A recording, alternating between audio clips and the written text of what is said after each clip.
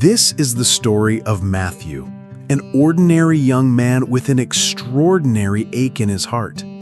He's never been in love, never held someone's hand and felt the world melt away. Growing up, he was always the quiet one, the shy one, the one who watched from the sidelines while others found connection. Hope came and went like seasons, but loneliness stayed like winter, cold, quiet, and endless. Each time he tried, each time he reached out, he found himself back where he started, waiting, wishing, wondering if love was something meant for everyone but him. Matthew's childhood? It was okay, nothing dramatic. But high school changed him. He started strong, smart, driven, full of promise. But slowly, the halls that once felt filled with opportunity became shadows of isolation. And no matter how many smiles he offered, no girl ever looked his way, never saw the soul behind the silence. This isn't just Matthew's story. It's the story of anyone who's ever felt invisible in a world that celebrates connection. A reminder that even in the quietest hearts, love still longs to be heard. It didn't happen all at once, but piece by piece, Matthew began to fade. He was young, hopeful, searching, but surrounded by people who dimmed his light. Quietly, slowly, until he no longer recognized the boy he once was. He tried to connect, to be seen, to be loved, but silence and rejection became familiar companions. Eventually, he gave up, not in anger, just quiet surrender. He told himself love wasn't meant for him. And with that lie, everything else slipped away. His dreams, his spark, even his sense of self. Days blurred, grades dropped. The world turned gray. Now he moves through life like a ghost, numb, unseen, forgotten. But deep down, the boy who once believed in love is still there, still waiting, still hoping someone, someday, might say, "You matter. You always have." Some days begin with a quiet spark, the feeling that something could change. That's how Matthew felt.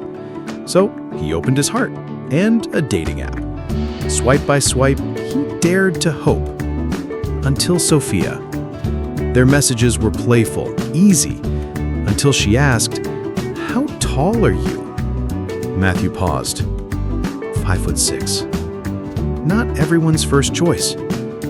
For a moment, he considered lying, but he didn't. He chose honesty, because love should never start with pretending. He hit send. And then, nothing. She vanished.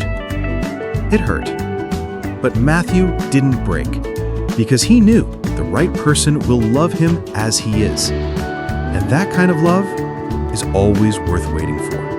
Matthew had tried, really tried, dozens of profiles, countless awkward dates. Some promising, most not. Each one ended the same, with polite smiles and fading texts. He started wondering if maybe real love just wasn't out there anymore. Only in movies, only in memories. Matthew had almost given up on love, so he found peace in simpler things, quiet mornings, long walks, and his golden Labrador Milo. But that morning in the park, everything changed. Milo took off, leash slipping from Matthew's hand, chasing a little beagle across the grass. And standing beside that beagle was her. A warm smile, a green scarf, and a laugh that made the world feel soft again.